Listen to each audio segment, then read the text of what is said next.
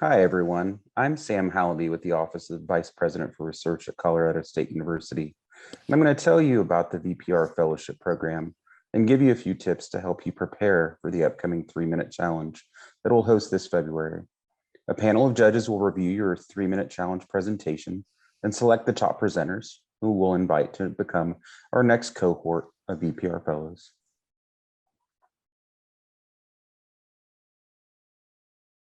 The VPR Graduate Fellowship Program at CSU was created to recognize excellence in graduate research and to promote interdisciplinarity by engaging outstanding students from graduate programs from across CSU. In addition, the VPR Fellowship Program provides leadership experiences for our graduate students and accelerates their path to career success through professional development training. So what's in it for the students who will be selected? The fellows will receive up to $4,000 in scholarship and travel support, which includes $2,500 in scholarship funds that are distributed evenly between the semesters, and $1,500 in travel awards to attend and present at professional meetings. So what do we expect from our fellows? We do expect you to participate in the VPR Fellows activities, such as monthly professional development workshops, an annual day-long retreat in late August, a welcome and farewell reception, and a networking mixer. We also require that you are a resident student. By that, we mean we don't want you to have any extended absences from the program over the academic year. By now, you've been invited to schedule a time to record your 3-minute challenge presentation with the assistance of the audiovisual team from the Laurie Student Center. During your scheduled appointment, you will record your presentation over Zoom from your own office or personal space. Once you've recorded your presentation, the LSC staff will attach your recorded presentation together with a single PowerPoint slide you submit to us and a personal introduction that I will record in order to set the stage for your presentation. Your 3-minute presentation will be featured at the 3-minute challenge virtual competition, which will be live streamed via Zoom on the afternoon of the second Monday in February. Our judges will be given 5 days to judge the event and will submit their results to us. You'll be notified of those results by the end of February. We anticipate selecting a cohort of between 10 to 15 VPR fellows. The judges come from a wide spectrum of disciplines and interests. Some of them are internal to CSU and some are external. You need to keep in mind that as you're preparing for the 3-minute presentation, because all the judges will be judging all the presentations, so you'll be speaking to an audience who may or may not have a deep knowledge of your discipline. The decisions of the judges are final. In addition, we have a People's Choice Award, which is based on votes by audience members. And again, we will be streaming this event live, so anybody can log in and watch the presentation. The winner of the People's Choice Award will have the opportunity to present CSU at the Western Association of Graduate Schools. So let's talk about the actual competition. As many of you may be aware, the 3-minute thesis is a competition that was initiated at the University of Queensland, in which students are asked to consolidate their ideas and major findings into a 3-minute presentation suitable for a general audience. We do have a written list of 3-minute challenge general rules, tips, and guidelines that we will share with you if we have not done so already. You do not need to present on the same topic on which you presented at the grad show. You can choose to speak about a completely different topic. I know that all of you have had to prepare a presentation in the past, as you all did at the grad show. But for the grad show, it was quite different in that you were presenting poster content. In the 3-minute challenge, you employ only one PowerPoint slide as a visual aid, and it must be a static slide. You will use single static PowerPoint slides. Absolutely no animation at all is allowed on the slide, and doing so will disqualify you. You may not use gimmicks, music, dancing, electronic media, props, experiments, or costumes. It's just you. Explain to the audience what your research is and what its significance is. And again, you should prepare remarks that are suitable for a general, non-specialized audience. You may wonder, why can't I just record my presentation on my own and send in my favorite version? We want to try to preserve the sense of the 3-minute challenge as an in-person competition in the way it has been traditionally offered in prior years before the pandemic. In that, you get up there in front of the audience and you have exactly 3 minutes to do your presentation. And you're right in there in front of the audience and you must do it. You get one shot at it. So this is why we're asking you to set up a recording session with the Laurie Student Center staff who have been instructed that each participant will get a single take on their 3 minutes. The recording technicians will not allow a do-over. So you just have to keep going. If you mess up or you say something a little bit wrong, don't let that throw you off, just like real life. Keep going because you're only going to get one shot at it. In past years, we've held our in-person competitions with the judges all lined up in the front row of the audience. Our 3-minute challenge participants might stumble or mutter or somehow a false start, and they just had to go back and correct themselves. Many of those who did not have a flawless presentation have still gone on to be selected to the VPR Fellowship. You should already have a time slot for recording your presentation, and you should be coordinating with our support staff who can answer any questions that you have about the recording schedule. So how will you be judged? Here are the criteria which the judges will use. Comprehension and content. These are the scoring criteria that the judges will have. Basically, we want you to provide a clear understanding of the background of the research question addressed and its significance. And that doesn't mean you need to give all the background for your project, but you need to give enough that somebody could understand why you're interested in doing this, why they should be interested in what you're doing. You should describe clear key results if you have them. I emphasize you don't necessarily have to have results in order to compete. This is about presenting your ideas, and we've had many students in the past who have just started a new project and who don't have any results yet, and they have gone on to be successful in becoming VPR fellows simply because they were able to present their ideas in a really effective and compelling way.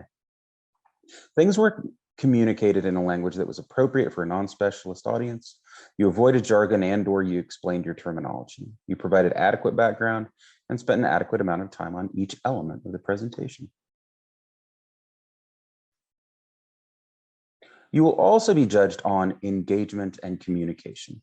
One scoring rubric the judges will consider is whether the presentation engaged the audience and made the audience want to know more.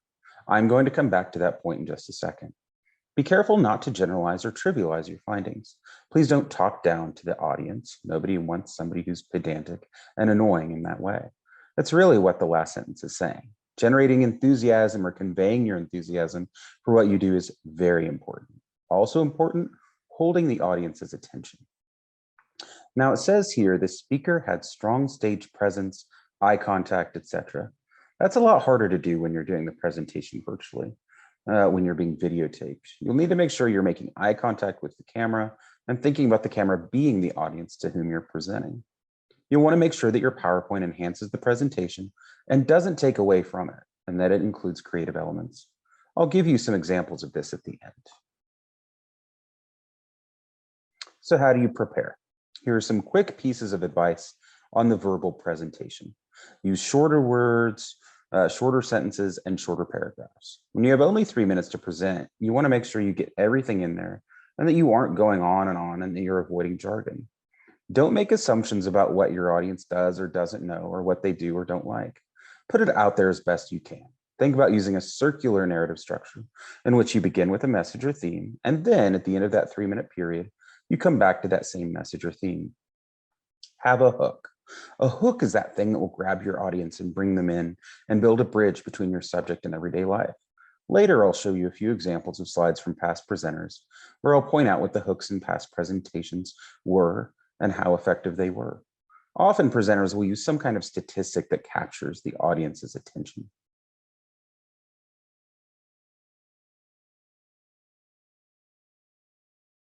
Advice on the PowerPoint slide. It's going to be in the background of your video just behind you. It's not really going to be the presentation itself. You're the presentation. Ask yourself, how can your PowerPoint support but not distract from the presentation?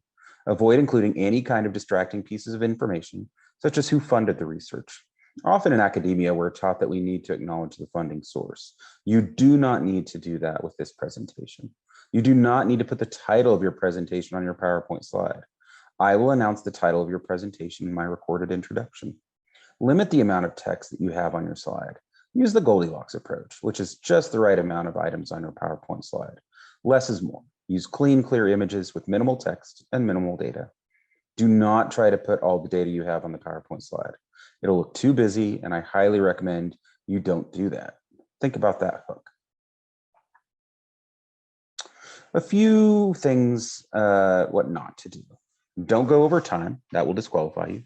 Try not to mutter or mumble or engage in meta talk, oops, etc. Don't talk to yourself if you can possibly avoid it. Avoid fidgeting or distracting habits. Don't memorize. Don't use costumes or props. Do make contact with the audience, which in this case is going to be the camera. Those are my top quick tips. Use the guideline sheets we have shared with you for further review. You might also want to look at some videos to see how others have done it. All of the 3-minute videos winners from the past few years who were selected to become the VPR Fellows are posted online on the VPR Fellows website. You can also Google the 3-minute thesis, and you can see the presentations that researchers from other countries have done as well. I'm going to show you some examples that might help you understand the advice and tips I've given earlier. We've selected a few PowerPoint slides from past competitions, and I'll go over them now and talk about what I like and don't like about them. And you can decide for yourself because the PowerPoint which you present will be the result of your personal preference. This is an incredibly busy slide. There's so much information on there. It's hard to understand what's going on. It's hard to understand the point. I'd also argue there's way too much data and not enough of a central theme or clear message. One good thing about this slide is that the background or wallpaper is a nice picture of the Amazon River. This is a presentation from someone who was doing work in tourism. The presentation associated with this slide was judged to be quite good. The audience was interested in the project, but the slide is way too busy and it doesn't have that impact that will capture your audience the right way. And it's just way too much data. The student who did this treated this as a presentation like one would be giving at a professional conference. Those are some things to think about as you look at this. Again, some of this is just personal preference, so you can decide for yourself which ones you like or don't like. I think this slide is less effective rather than more effective. This is much more like what we want to see in a slide for the 3-minute presentation. There's a hook. It's directly on slide. By 2025, 50% of the world's population will be living in a water-stressed region. And the World Health Organization is cited as the source of this prediction. And then there's this stark black and white photo. It's very eye-catching. You, as the audience, are drawn in. You want to know more. The big question that you, the audience, has here is, wow, what is this presentation going to be about? I really want to know more. And that's the effect you want to have on your audience. You want to be able to draw them in, make them want to know more. This was a very effective presentation, and the student had a lot of data and talked about some of the major results that they had found. But clearly, as you can see from the slide, the student didn't include on the slide any indication of what the presentation was going to be about. One of the criticisms that we heard about this slide is that it's hard to understand what the project is about just from viewing this one slide. The audience might imagine the presentation subject could be about any number of different things. Maybe having more features on the slide that were more specific to the project might have helped with this. In some respects, it's a very compelling slide. Here's another slide that has both positives and negatives. This was the very first slide that was ever submitted for our very first VPR Fellows competition. Some positive features are it has very bright colors, it's easy to read, it's not too busy. Some of the negatives, the slide consists of 3 stock photos that were likely pulled off the internet. The slide wasn't particularly specific to the individual project that was presented. When composing your slide, you want to strike a balance between that which is specific to your project and having a very eye-catching graphic. This slide is way too busy. There's so much information. It's not something I'd recommend with respect to format or construction of your slide. However, the student who presented this did so very effectively and was selected to be part of this year's, that year's cohort. It's not that you can't use a slide like this to give an effective 3-minute presentation. You're making it really a lot harder on yourself if you do that.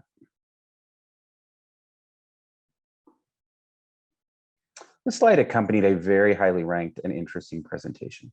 The student was selected for the program.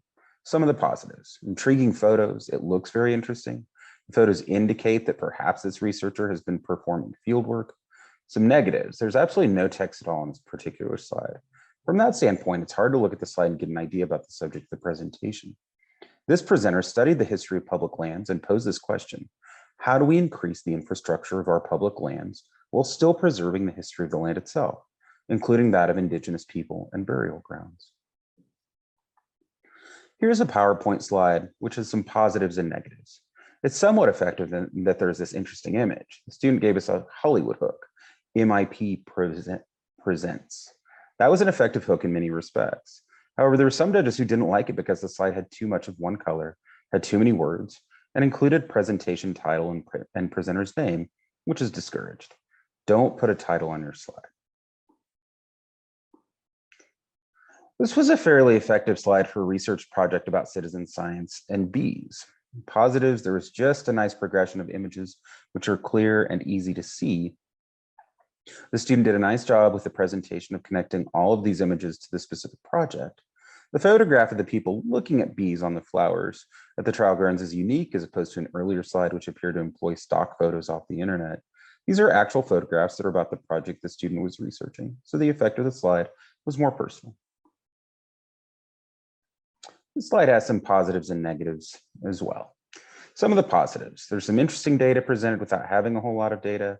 There's the connection to real life in terms of photographs of grasslands and the cows that are grazing and the agriculture. Also, there are photographs of grasses that were studied.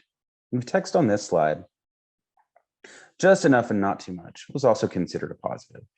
Negatives: it's visually a little busy. There are a lot of different photographs on there, especially those on the upper left. Maybe they could have been limited or rearranged. This was an effective slide for the presentation that was given. It was eye-catching and the audience was pulled in and wanted to know more about the project, which is one of the important points about having a slide as your backdrop.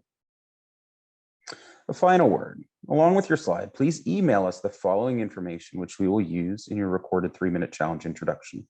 Your name in the form you would like it to be announced and the phonetic pronunciation, the department or program and degree, for example, chemistry, PhD in chemistry, the year in which you are in the degree. I knew I wanted to study blank when blank. With my degree, I hope to blank, and the title of your presentation. Give us a little information about why you're pursuing the project and study area that you're pursuing. Try to make it a compelling but brief one-sentence anecdote that sheds light on you as an individual. With my degree, I hope to. What do you hope to achieve after you complete your degree at CSU? Title for presentation. We'll use this on the title slides in the introduction we recorded for you. If you have any questions, please send them to vpr_fellows@mail.collegestate.edu. Good luck with recording your 3-minute challenge presentations, and I very much look forward to viewing all of them.